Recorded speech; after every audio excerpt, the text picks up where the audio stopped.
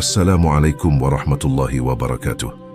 Selamat datang di Kitab Mawas Diri, tempat kita menggali sejarah yang terlupakan dan menyingkap kisah-kisah yang tersembunyi.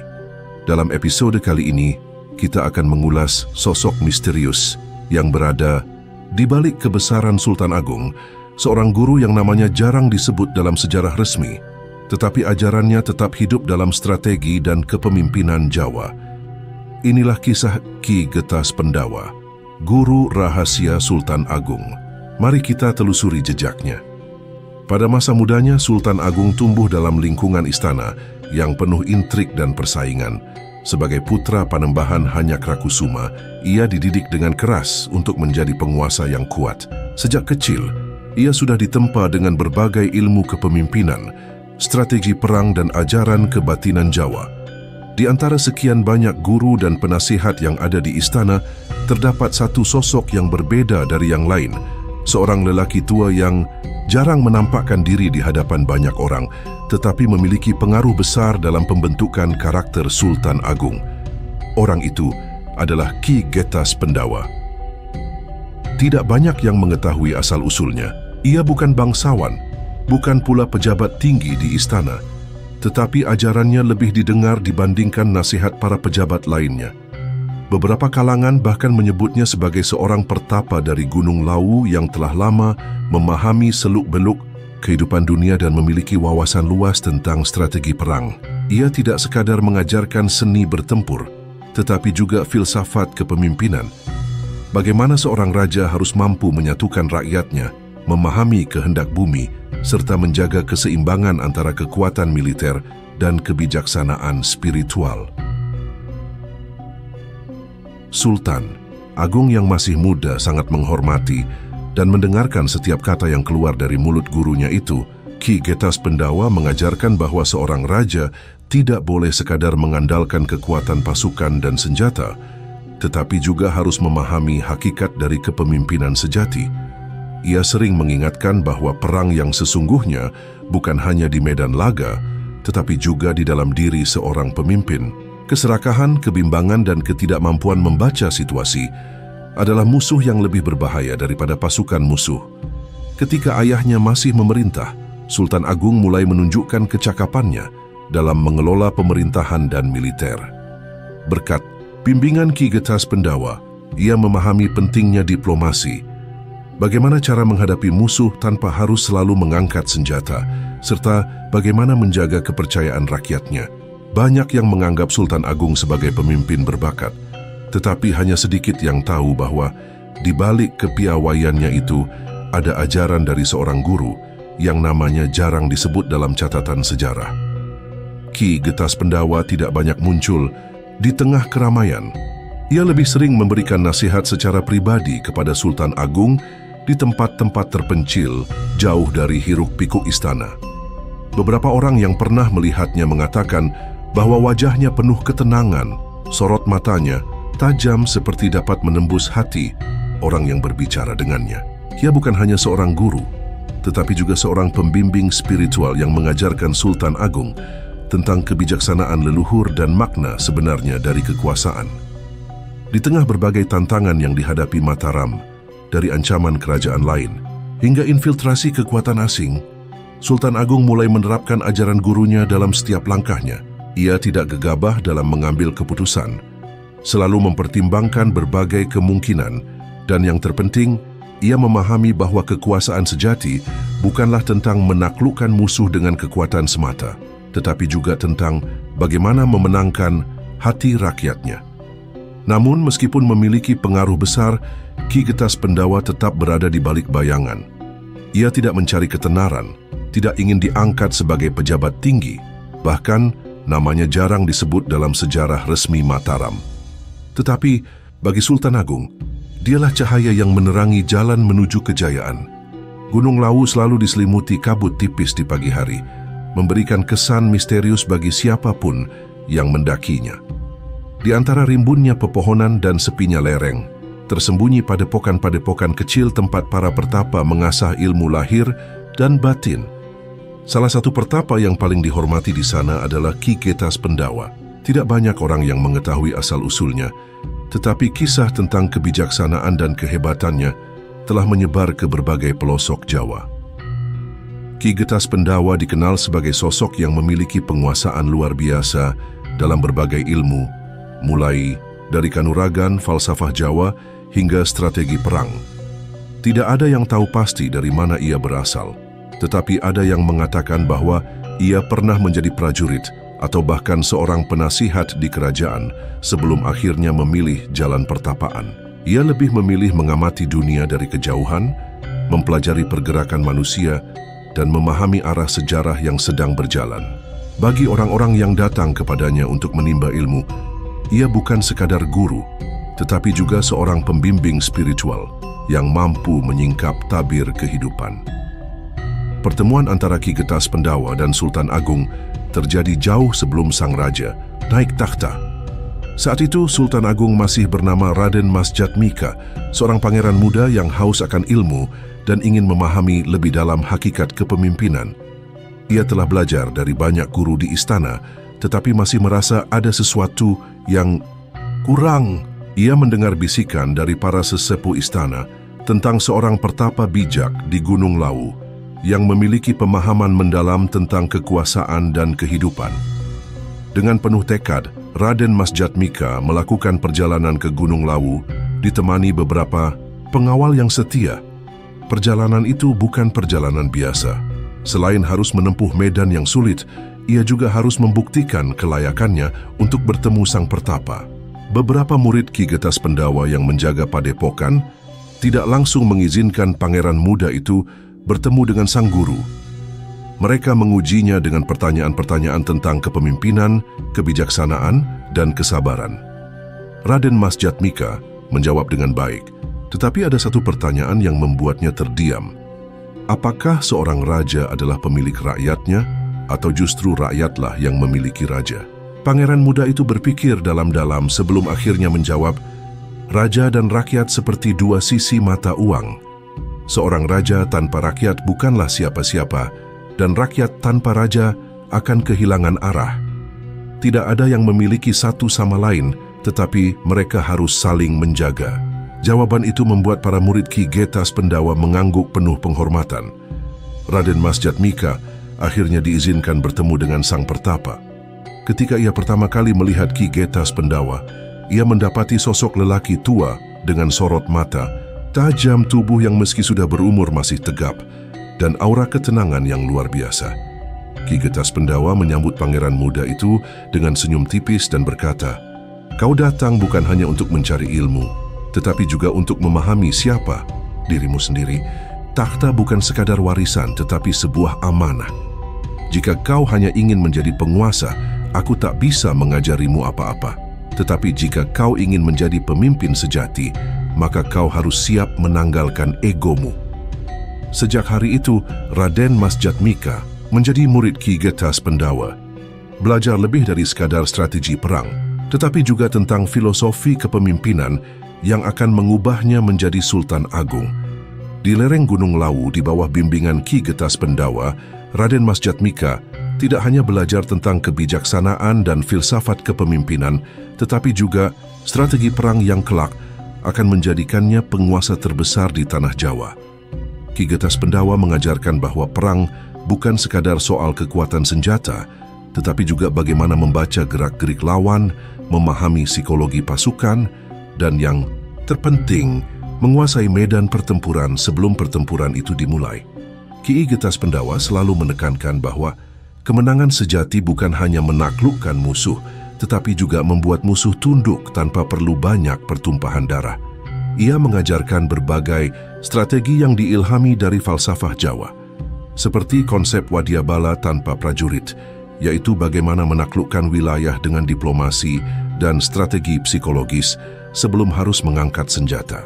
Salah satu taktik yang diajarkan adalah gelar Wulan Tumanggal, strategi perang yang mengandalkan formasi menyerang dengan pusat kekuatan di barisan tengah, didukung sayap kiri dan kanan yang bergerak lincah seperti bulan sabit. Strategi ini kelak digunakan Sultan Agung dalam pertempuran-pertempuran besar melawan musuh-musuhnya. Selain itu, Ki Getas Pendawa juga mengajarkan taktik gelar Gajah Meta, yaitu strategi mengepung lawan dari berbagai arah sehingga musuh tidak memiliki celah untuk melarikan diri atau bertahan. Namun ajaran Ki Getas Pendawa tidak hanya berhenti di strategi perang terbuka. Ia juga mengajarkan pentingnya perang urat saraf, bagaimana melemahkan lawan dengan membiarkan mereka ketakutan sebelum pertempuran dimulai. Salah satu metode yang diajarkan adalah menciptakan mitos-mitos yang membuat musuh gentar sebelum bertempur. Ia mencontohkan bagaimana pasukan yang percaya diri dan memiliki reputasi sebagai tak terkalahkan akan membuat lawan ciut sebelum mengangkat senjata. Selain itu, ia juga mengajarkan tentang pentingnya logistik dalam peperangan. Menurutnya, pasukan yang hebat bukan hanya yang memiliki prajurit tangguh, tetapi juga yang memiliki persediaan makanan dan senjata yang cukup. Ia menekankan bahwa dalam perang panjang, yang paling berbahaya bukanlah pedang musuh, tetapi kelaparan dan kelelahan pasukan sendiri.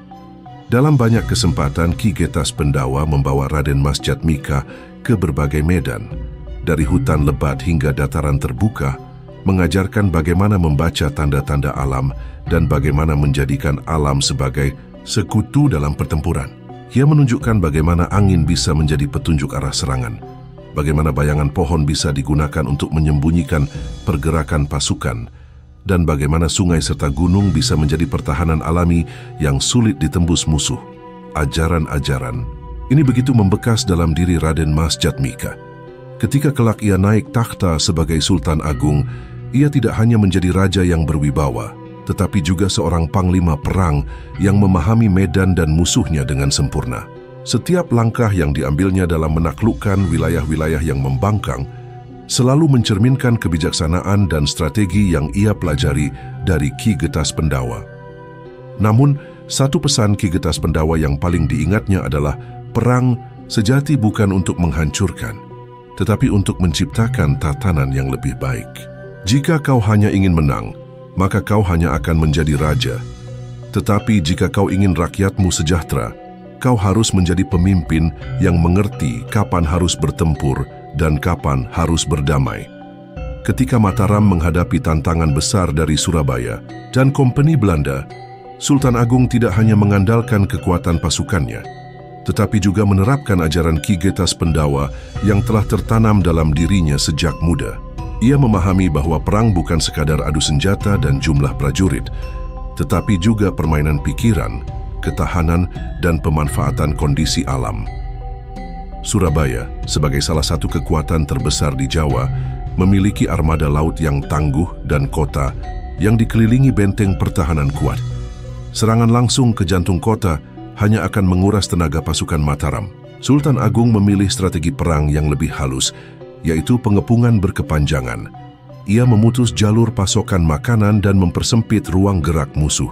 Ia menerapkan taktik wedus gembel, yaitu membakar ladang dan persediaan makanan di sekitar wilayah musuh agar mereka kekurangan logistik. Selain itu, ia juga menerapkan perang psikologis. Sebelum pasukannya bergerak ke medan tempur, Sultan Agung menyebarkan kabar bahwa Mataram memiliki prajurit yang tak terkalahkan dan mampu menghilang di malam hari. Kisah-kisah tentang prajurit yang tak terlihat, pasukan yang bisa berjalan di atas air dan suara gamelan yang muncul di tengah hutan tanpa wujud yang jelas membuat pasukan lawan dilanda ketakutan. Dalam menghadapi Kompeni Belanda, Sultan Agung memahami bahwa kekuatan mereka terletak pada benteng pertahanan dan persenjataan modern. Namun Belanda memiliki kelemahan yang bisa dimanfaatkan, yaitu ketidaktahuan mereka tentang alam Jawa dan ketergantungan mereka pada jalur logistik yang panjang. Sultan Agung menerapkan strategi gerilya, menyerang mereka di medan yang sulit, dijangkau menghancurkan pos-pos kecil mereka, dan mengganggu jalur pasokan mereka sebelum pasukan utama bertempur. Ketika Sultan Agung menyerang Batavia, ia menggunakan konsep mancapat mancawarna, yaitu mengatur serangan dari berbagai penjuru dengan pola yang tidak mudah ditebak. Pasukannya datang dari utara, barat, timur, dan selatan, membuat musuh tidak bisa fokus pada satu titik perlawanan. Dalam serangan ini, ia juga menerapkan taktik gelar supit urang, yaitu strategi kepungan dari dua sisi yang membuat pasukan musuh terjebak tanpa jalan keluar. Meskipun serangan ke Batavia tidak membuahkan hasil seperti yang diharapkan, Sultan Agung tidak menganggapnya sebagai kekalahan. Sebaliknya, ia belajar dari setiap pertempuran dan menerapkan strategi baru dalam peperangan selanjutnya. Ia memperkuat sistem pertahanan Mataram, membangun jalur komunikasi yang lebih baik, dan memastikan bahwa pasukannya memiliki ketahanan lebih baik dalam perang jangka panjang. Di setiap pertempuran, ajaran Ki Getas Pendawa tetap menjadi pedoman. Sultan Agung memahami bahwa perang bukan hanya soal kemenangan di medan laga, tetapi juga bagaimana membangun kekuatan yang tidak mudah digoyahkan oleh musuh.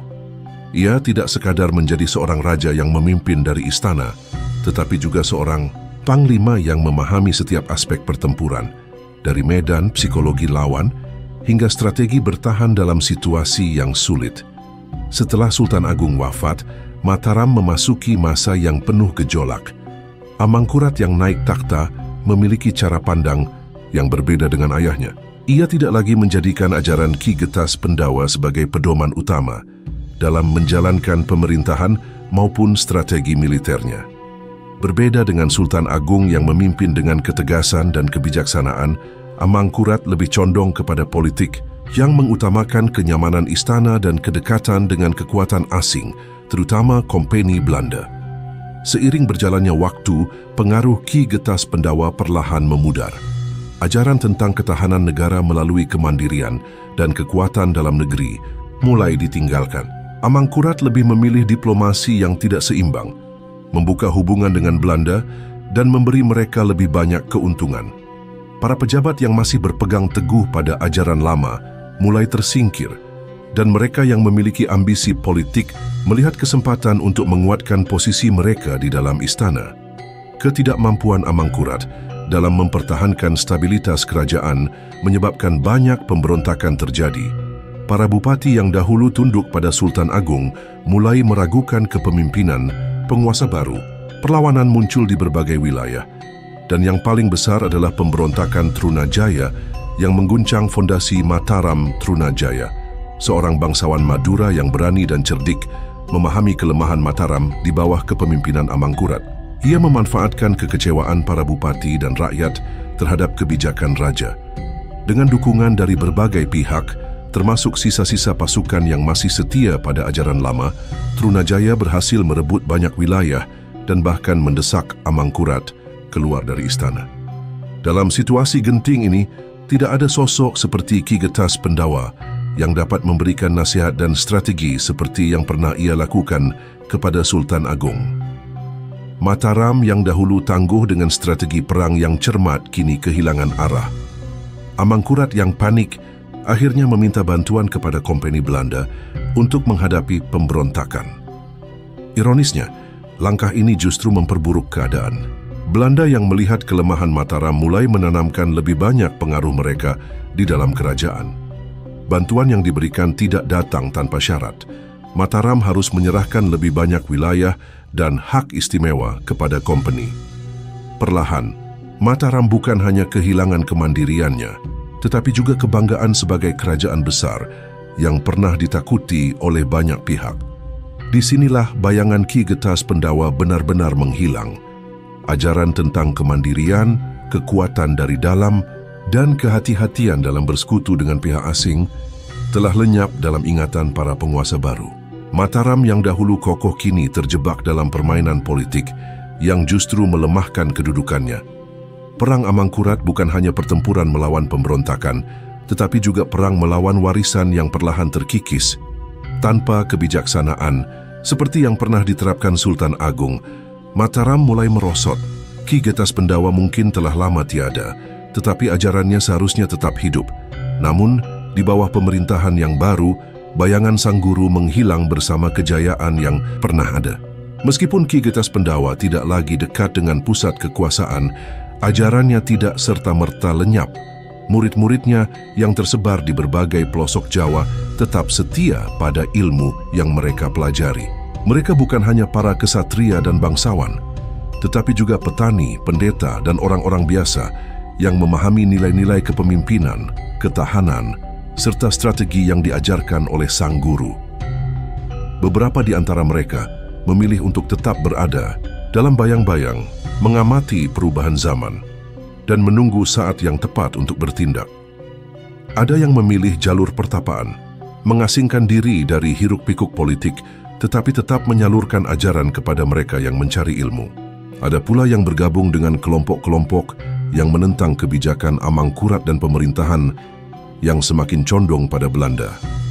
Ketika pemberontakan Trunajaya meletus, beberapa murid Ki Getas Pendawa diyakini turut serta dalam perlawanan tersebut. Mereka memahami bahwa Mataram telah melenceng dari jalurnya dan harus dikembalikan kepada kejayaannya. Trunajaya sendiri dikenal sebagai sosok yang memiliki kecerdikan dalam perang gerilya, strategi yang mirip dengan ajaran sang guru.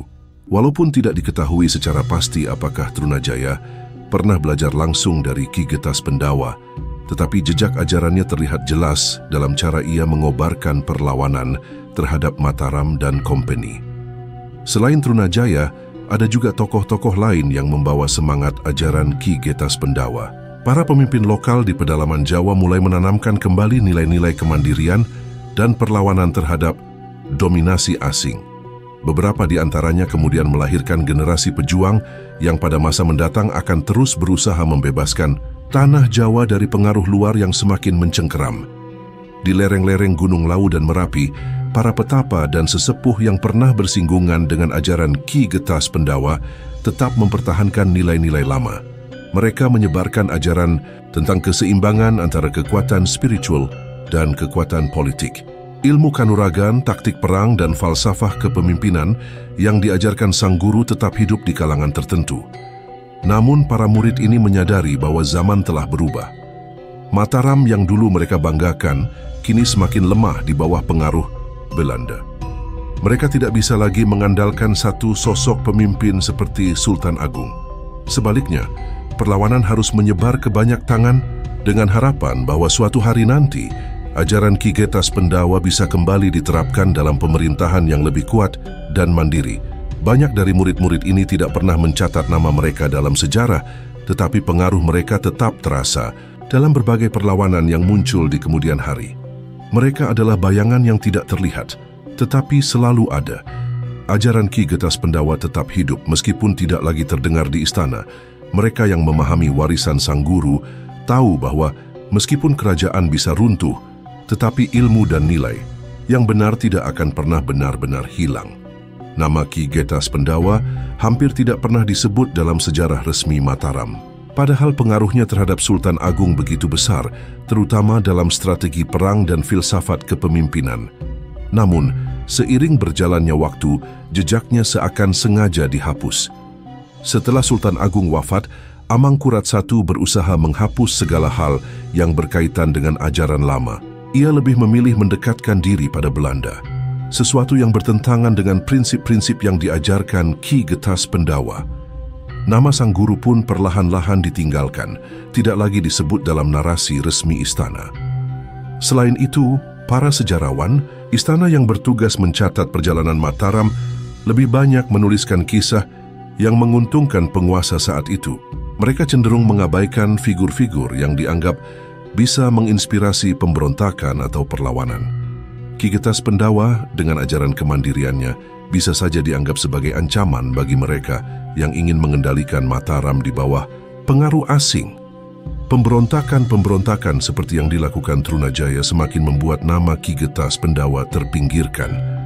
Banyak dari muridnya yang ikut serta dalam perlawanan, sehingga penguasa Mataram saat itu semakin berusaha untuk menghapus jejak sang guru.